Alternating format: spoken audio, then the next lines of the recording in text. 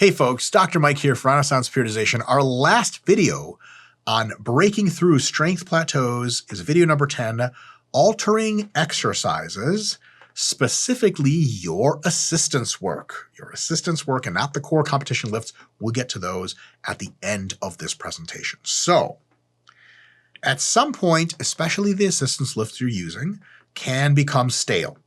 In other words, their stimulus to fatigue ratios begin to fall, which is very bad.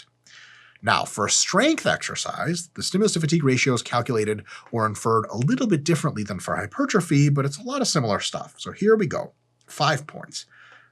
Lettered A through E. I should have numbered these. Damn it. First, a good high SFR exercise targets the movement that you want, and it challenges it exactly where you want it to be improved. For example, if you're doing close grip benches or some kind of board pressing and you want to work on your lockout, and that's precisely where that exercise is difficult. It's not like, oh God, it's really tough here, and then I get to lockout easy, and someone's like, aren't you trying to work on your lockouts with this movement? And you're like, yes. Like, so is that really helping? You're like, that, I guess not, right? So it targets the movement where you're trying to target it, or like some kind of deficit pull is really helping you move weight really fast and smoothly off the floor. Another really good example. Second thing to consider, the exercise feels smooth and strong. Here's the thing, breaking plateaus is a topic exclusively for intermediates because beginners by definition don't have plateaus. So if you don't know what I mean by feel smooth and strong, you're probably not an intermediate. I didn't mean for that to come out offensively, my apologies. But in all reality, you know when you're just fucking grooving, you get off a set of bench and you're like, get off me, right? It just feels like you're supposed to be benching. Everything's locked in, it's smooth, it's awesome, which isn't always the case. So if an exercise is jiving like this, this is a very, very good sign. Another good sign is you can load the exercise heavy as you need to, and you're making good, realistic progress on it, session to session to session. You're adding 2.5 pounds, 5 pounds, 2.5 reps are staying stable. Like anyone who would tell you to trade that exercise off for another one is probably fucking nuts because oh my God, you're making incredible progress. Isn't that the whole fucking point of strength gains? Another one is the exercise doesn't cause a lot of, or really a minimum, of joint and connective tissue problems. If you have an exercise that's really fucking you up and you're like, it's working great, but your shoulders are really hurting, like in the joint, maybe that's not great. But if it feels awesome and someone's like, those close grips okay on your elbows, you're like, oh, fucking beautiful, perfect. You give them the Philadelphia Italian explanation, then gee, like that's really good. Then you're really, really jiving.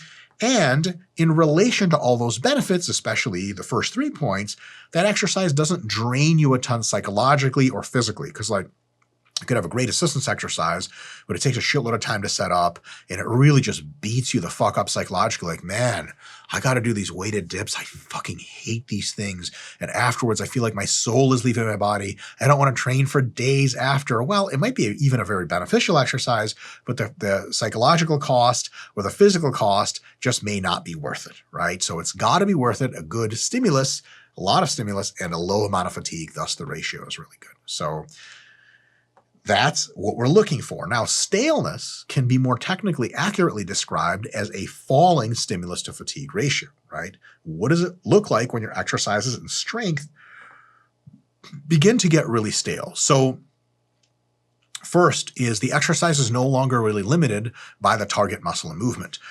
Close grip benches, you're starting to feel in your front delts now, and it's harder at the bottom and easy at the top. Well, gee, maybe that's not really what you're doing that exercise for, and you're not getting out of it what you think you should be. Second point, the exercise feels off. It doesn't feel smooth and strong anymore, and you don't really feel like you can express your strength.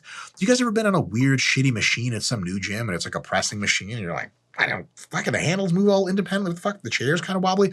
I don't even feel right on this. And that can happen with any kind of assistance exercise. You may be doing like, weighted dips for a while to increase your bench. You're like, man, I love these. It just feels so smooth and awesome.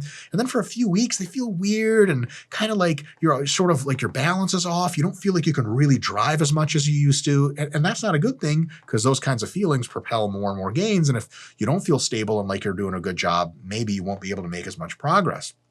That leads us to our next point. you have hit a wall and you seem to not be able to progress in that exercise anymore. You're just not getting stronger on it for weeks and weeks and weeks, which is kind of like, oh shit, like I really have hit a plateau. Guess I'm glad I'm watching this plateau busting series. But if you're saying, yeah, man, close grip work has really improved my bench, and someone says, well, like, how much stronger have you been getting on close grip work? You're like, well, it's not at all, really. Like, okay, how the fuck is it improving your bench? Well, that strains credulity a little bit. So who knows how that works, right? Not a good thing. A really common one is the exercise starts to cause a lot more joint and connective tissue problems. Close grip benching, your elbows start to hurt, front squatting, your fucking shoulders start to hurt, or your knees start to hurt. Maybe not hurt, but feel weird, and then a little weirder, and then a little bit of pain, and then a lot of pain. It's not a tenable thing to expect a progressive overload to occur if you are really limited by joint and connective tissue stuff and not limited by the actual complex of working muscles themselves. And, of course, as from last time, the amount of psychological or physical burden is starting to be really high relative to the benefits. And this can also express itself as just really boring and feel disconnected from the exercise. Like you used to do deficit pulls, you got fucking geeked for them. 3 months later, you just fucking hate them. Yeah, maybe they feel okay and maybe they're not hurting your joints. We just can't wait to not do them. And if that's the case, there's certainly other better exercises which you can get excited about, which can fuel a great amount of progression, right? So if that happens with an assistance move that you have, what do? Well, just a couple things. First, you want to survey your options for alternatives which would fit the task at hand. So, if you have a close grip bench that you're doing, maybe you can look at incline close grip bench, maybe dumbbell bench, machine press, overhead press, wide grip press, weighted dips, something like that. There's a bunch of alternative exercise that roughly do generally the same thing or a very similar thing. You want to choose an exercise from that list. And first of all, you have access to. Don't choose a machine that doesn't exist in your gym. That's actually one of my favorite, self-answering questions that some folks mindlessly ask. They're like, hey, you recommend this exercise. What if I don't have this exercise in my gym? To quote a friend of mine, well, motherfucker, don't do it then. What? I don't know, finance it yourself and buy a $10,000 machine and just have them wheel it into your powerhouse at home. In any case, rants aside, choose an exercise from that list of candidates that meets your needs best and has the highest stimulus to fatigue ratio as far as you can tell. You're like, one of those exercises I did a while ago, I didn't like it, but incline dumbbell press, that sounds really good. And you do it, maybe you try it on a deload, and you're like, oh, that feels fucking great. I'm going to be able to milk the fuck out of this thing. Then you're really, really good. Take the old exercise out, replace with a new one. Take weeks to slowly work in with more loads and more volumes and really improving your technique with that new exercise, because it's not just instantly going to be this fucking hit classic. As a matter of fact, when you first start it, you may be like, dude, I'm weaker on this movement than I used to be. That's okay. You're not used to doing it. Maybe you used to dumbbell bench, the 80s for sets of 10. And then now you pick up the 80s and you're doing sets of 6, and you're like, fuck me. So you do the 75s for sets of 10 and you're like, all right, I guess I got weaker. Maybe not. After a few weeks, you might be doing the 80s for sets of 12 or even the 85s for sets of 8 to 10. And all of a sudden you're like, oh my God, I am fucking stronger. You have to relearn that exercise. Not only does that make you better, but once you get up to being really neurally and technically efficient, that's when a lot of the strength gains really start to get milked out. So it's all good things. What I basically am not recommending you do is try an exercise, be like, man, I remember being stronger on this, or I wish I could use more load, and abandoning it and going somewhere else. This is also to directly counter something that's common in the West Side barbell method, is changing assistance lifts every week or every other week. I think it's a fucking stupid idea. I think we just do pick an assistance lift for a job, have multiple of them in your program, and do the same assistance lift week after week after week, get strong as fuck on them. Then when they start to go stale, you replace them. I wouldn't just replace them willy-nilly all the fucking time. After a month or so, you're likely going to be grooving on the new exercise, making awesome gains, hitting big PRs, and that'll probably transfer at some point to your core lifts. Very, very cool. Now, there is a bit of tendency for folks to sometimes say, now hold on a second, how am I supposed to get strong at the following lift without doing this assistance lift that I think is critical? You're saying, Clearly, my stimulus to fatigue ratio on front squats is apparently, according to your little logic here, bad. And hack squats would be better. But like I've done front squats for forever, and that's how I make my squat go up. You're telling me I'm going to be able to increase my squat without doing front squats? Like bullshit. Like there's no way I'm trading them out. I just need a new variation of front squat so I can be okay. Well, here's the reality. In all likelihood, the exact types of assistance lifts matter very, very little for progress. What matters is taking high stimulus to fatigue ratio assistance lift and putting fucking pounds on it over time. If you show me someone who's front squatted a bunch and used that to increase their barbell back squat, awesome.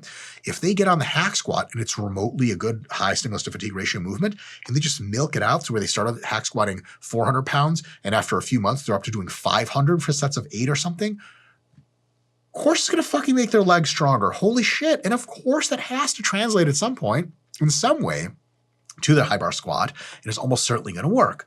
So doing this thing where you pick a high stimulus to fatigue ratio move to target a specific sort of subset of your lifting abilities, assistance lift, and over time adding poundage to it while your technique improves, this with pretty much any lift that is a high stimulus to fatigue ratio will make you stronger over time. So I wouldn't get too attached to one lift. You know, you typically do stiff-legged deadlifts to help your deadlift. Try some good mornings. You'll probably like the result. Try some glute ham raises. It's not like this one assistance lift is like the key to progress. Now, I know there's tons of YouTube videos that are like the top 3 assistance lifts you should be doing. Most of those videos are total fucking nonsense. The best light in which you can paint them is, well, at least they're offering 3 good ideas, and that's probably true. But if like you must be doing, the fuck out of my face. There's no such thing. Now, all fun and games, what about the competition lifts? What if staleness develops in my competition movements? If I'm a strongman and I do axle press, do I just stop doing that? If I'm a power lifter, oh my God, what the hell am I supposed to do? Get rid of my squat, bench, and deadlift competitively? That's impossible, right? You can't exactly toss them out, especially if you have a meet coming up. You got a meet in 6 weeks, you're like, low bar squats are feeling stale. Think I'll transfer to front squats. Not an option. You have to be good at low bar squats, and that requires constant practice. Totally, totally valid. This is why it is highly, highly recommended, at least by myself and my colleagues, after a meet, removing the competition lifts entirely from your program so that they refresh like crazy, and when you put them back in, you don't reach staleness before your next meet. And as a matter of fact, you reach staleness after your next meet precisely when you've removed those lifts again. So what does that mean? After you do your next powerlifting meet, for the next mesocycle, maybe even 2, no low bar squats, no competition pause bench, no competition setup deadlifts. Do derivatives, high bar squat with a pause, wide grip or close grip pressing, some combination, fuck, even inclines, stiff-legged deadlifting, deficit deadlifting, etc., etc., etc.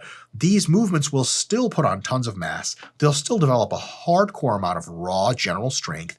And then after you do 1 or 2 mesocycles of these completely different derivative moves, then you come back in, keep pounding the derivatives really hard, keep pounding the assistance work, start introducing light versions of the technical competition lifts. A mesocycle later, those light versions become heavy versions. A mesocycle after that, you're hitting fucking nonsense PRs on all those lifts. A mesocycle after that, you're peaking, then you're winning your powerlifting meet. And then that one guy who always goes to the powerlifting meets is like, hey, come here. I'll be in the bathroom in 5 minutes. And you're like, finally, I'm hooking up with someone in the back of a powerlifting meet. I literally achieved everything I've ever wanted in life. You're welcome. Renaissance periodization. Folks, have I said enough or not nearly enough? The world may never know. For the time being, we'll have to cut it off. That's all the 10 videos we have for this series. Please like, share, comment, subscribe, do YouTube things. Follow me on Twitch, Fuckstream, LiveFuck. I don't even know what I'm saying anymore. Twitch is real, right? One of those is real. I got a correct answer on something. Folks, peace.